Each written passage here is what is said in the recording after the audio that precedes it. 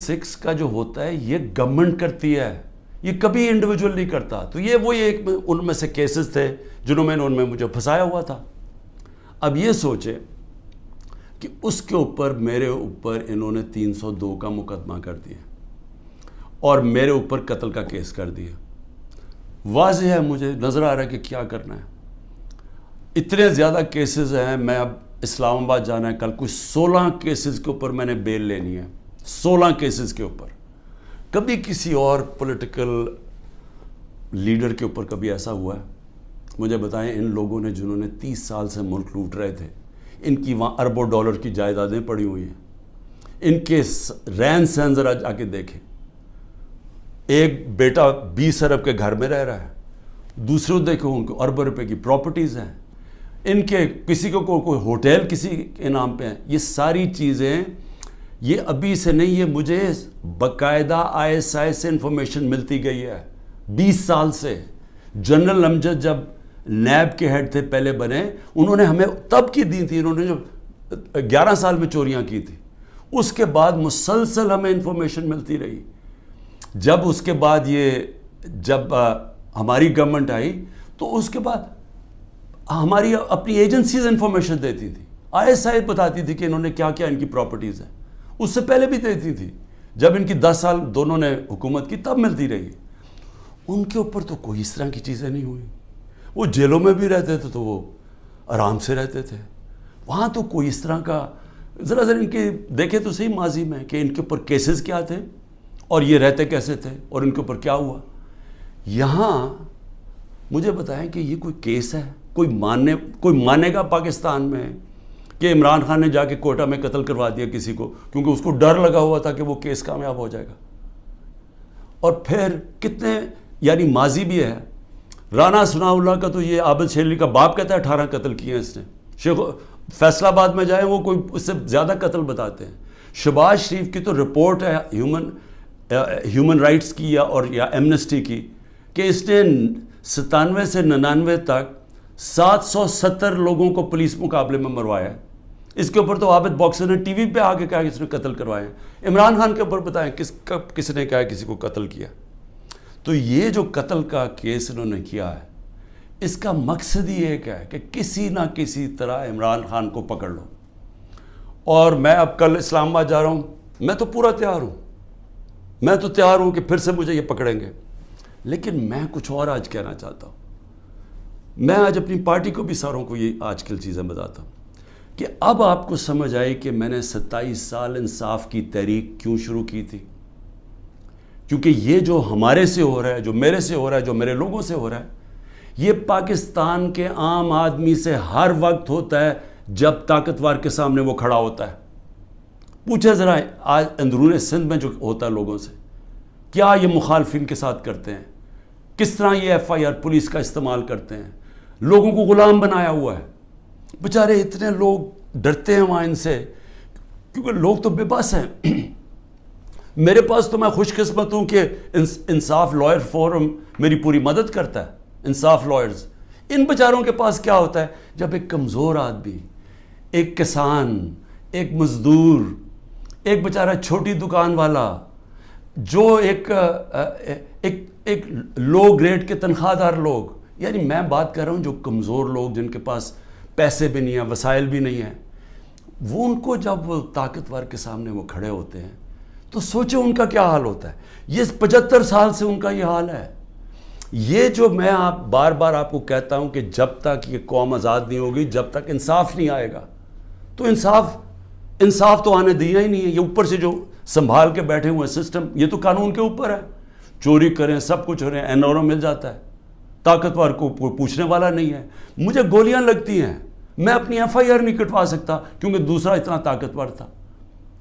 اور یہ کمزوروں سے ہر روز جب طاقتور سے ٹاکرا پڑتا ہے, جب ان کی زمینوں پہ قبضہ ہوتا ہے, وہ بے بس ہو جاتے ہیں. کوئی ان کو پوچھنے والا نہیں ہوتا. کیوں قبضہ گروپ امریکہ میں نہیں ہے, انگلینڈ میں نہیں ہے, کیوں ڈیولپ ملکوں میں جدھر رول آف لا ہے وہاں کیوں نہیں قبضہ گروپ؟ کیونکہ وہاں لوگوں کی حفاظت کرتا ہے. کمزور کو طاقتور سے تحفظ دیا جاتا ہے انصاف کے نظام میں. ان کے فنڈامنٹل رائٹس کی حفاظت کی جاتی ہے. تو یہاں تو جو آج ہو رہا ہے، یعنی تھوڑا بہت جو ملک چل رہا تھا اس طرف کہ جب وہ لائرز موومنٹ شروع ہوئی 2007 میں، اور کرتے کرتے ایک آزاد عدلیہ کی طرف گئے تاکہ وہ ہمیں بچائے گی اگر حکومت ہمارے سے ظلم کرتی ہے، تو یہ تو سارا ہی ختم ہو گیا. اب تو ہم وہ پہنچ گئے ہیں جو مجھے تو نہیں یاد، یہ تو وہ بدترین مارشل لاز میں پہنچ گئے ہیں. ہمارے تو سارے فنڈامنٹل رائٹس ختم ہو گئے ہیں آج. یعنی اس طرح کا کیس اور اس طرح کے کیسز. ذل شاہ کو پولیس اٹھا کے لے کے جاتی ہے، اس کو 3 لوگوں کو چھوڑ دیتی ہے، وہ گواہ تھے، اس کو لے جاتی ہے، اس کو علیحدہ لے جاتی ہے. اس کے بعد اس کی لاش پڑی ہوئی ملتی ہے سڑک پہ، جو کہ کوئی اٹھا کے جا کے سروس ہاسپٹل لے جاتا ہے. میرے اوپر قتل کا لگ جاتا ہے 302 کا. اس کے اوپر مجھے کہتے ہیں کہ میں نے اسے قتل کیا. اس کے بعد رپورٹ آتی ہے 3 دن کے بعد، پوسٹ مارٹم رپورٹ آتی ہے جس میں بتاتا ہے کہ 26 جگہ کے اوپر اس کے اوپر تشدد کیا گیا، 26 جگہ پہ. تو ایک دم وہ گھبرا جاتے ہیں کیونکہ وہ تو کسٹڈی میں تھا، تو میں نے کیسے اس کے اوپر تشدد کیا ہوگا. لہٰذا وہ پھر رپورٹ چینج ہوتی ہے، ایکسیڈنٹ بتایا جاتا ہے، اور ایکسیڈنٹ میں پھر مجھے ملوث کر دیتے ہیں کہ شاید مجھے کوئی انفارمیشن تھی اور میں نے بتائی نہیں. یہ ہو رہے ہیں کیسز یہاں آج، اور یہ سارے اس وقت کوئی تحریک انصاف کا اس کو ان کیسز میں ڈالا جا رہا ہے. لیکن اس سے ہٹ کے یہ ہر وقت کمزور کے اوپر ظلم ہوتا ہے اس ملک کے اندر. اور اگر آپ میرے سے پوچھیں کہ ہمارا ملک آگے ہی نہیں بڑھا، تو حضرت علی کا قول ہے کہ کفر کا نظام چل جائے گا، لیکن اس طرح کا ظلم اور ناانصافی کا نظام نہیں چل سکتا. اللہ نے اپنے سارے جو پیغمبر بھیجے تھے دنیا میں، سب ایک چیز کہتے تھے، انصاف کے لیے کھڑے ہوئے تھے سارے پیغمبر. اللہ کے قرآن میں آپ پڑھیں انصاف کے اوپر کتنا زور دیا ہوا ہے، کیونکہ انصاف سے ہی انسان آزاد ہوتا ہے، اور آزاد انسان کی پرواز اوپر ہوتی ہے، وہی خوشحالی لے کے آتا ہے. اس لیے تو جو آزاد ملک ہیں وہ خوشحال ہیں. آپ دیکھ لیں، جدھر انصاف ہے وہاں آزادی ہے، وہ خوشحالی ہے. جدھر انصاف ہے وہاں حقیقی جمہوریت ہے. جن ملکوں کے اندر انصاف نہیں ہے وہاں جمہوریت نہیں آ سکتی. لہٰذا میں آج اپنی قوم کو یہ کہنا چاہتا ہوں کہ میں تو جیل کے لیے تیار ہوں اور ہر چیز کے لیے تیار ہوں، لیکن میں کبھی اس ظلم اور اس طاقت کے حکمرانی کے سامنے کبھی نہیں جھکوں گا. اور میں آج آپ سب کو کہتا ہوں، آپ نے کبھی نہیں جھکنا، کیونکہ ایک میری بات یاد رکھ لینا، جس دن آپ نے اس ظلم کو قبول کر لیا اور یہ ناانصافی کے نظام کو، ملک نہیں رہے گا. کوئی قوم نہیں سروائیو کرتی اس طرح. جس قوم کے اندر اس طرح کا ظلم ہوتا ہے وہ نہیں سروائیو کرتی. ہمارا ملک معیشت تو آگے گر گئی ہے نیچے، اور لوگ چھوڑ کے جا رہے ہیں پاکستان کو، ڈالرز باہر بھیج رہے ہیں، پروفیشنلز باہر جا رہے ہیں، کیونکہ امید ہی چلی گئی ہے. جس ملک کے اندر یہ حالات ہوں کہ جس کو مرضی پکڑا اندر کر دو، جس کو مرضی پکڑا، آپ عدالت بھی آپ کو چھوڑا، آپ کو اتنے وہ ظالم ہیں کہ ان کو عدالتوں کی بھی فکر نہیں ہے. تو میڈیا کا ویسے منہ بند کر دیا ہے. میڈیا جو اتنی مشکلوں سے اپنے آپ کو آزاد کیا تھا، میڈیا نے اسٹرگل کر کے پچھلے 20 سالوں میں، آج میڈیا کا حال دیکھیں، کوئی بات ہی نہیں کر رہا کہ یہ ہو کیا رہا ہے اس ملک کے ساتھ.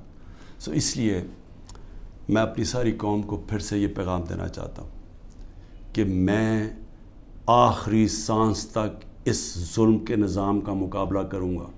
جب تک میرے ملک میں حقیقی آزادی نہیں آئی، میں اس کی جد و جہد کروں گا. جو مرضی کر لیں، جیلوں میں ڈالیں، جو مرضی کریں، دھمکیاں دیں. سیکیورٹی میری ساری لے لی ہے. جو میرا سیکیورٹی کا جو چیف تھا کرنل آصف، وہ غائب ہوا ہے. جو گاڑیاں تھیں، جو سیکیورٹی کی 2 گاڑیاں ساتھ جاتی تھیں، ان کو پولیس اٹھا کے لے گئی ہے. یہاں سارا جو ہمارے ساتھ، جو احمد نیازی، جو بھی لوگ تھے، سب چھپے ہوئے ہیں کیونکہ ان کے اوپر FIRs کر دی ہیں. اور پھر یہ سمجھتے ہیں کہ شاید اس کی وجہ سے میں ان کے پاس جاؤں اور کہوں کہ جی مجھے معاف کر دو، کہ میں نے آزادی کی بات کی تھی، مجھے معاف کر دو. اور میں آپ قوم کو بھی کہنا چاہتا ہوں، کبھی نہ اس نظام کو قبول کرنا.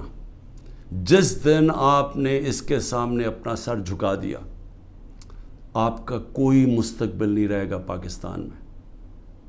پاکستان زندہ باد.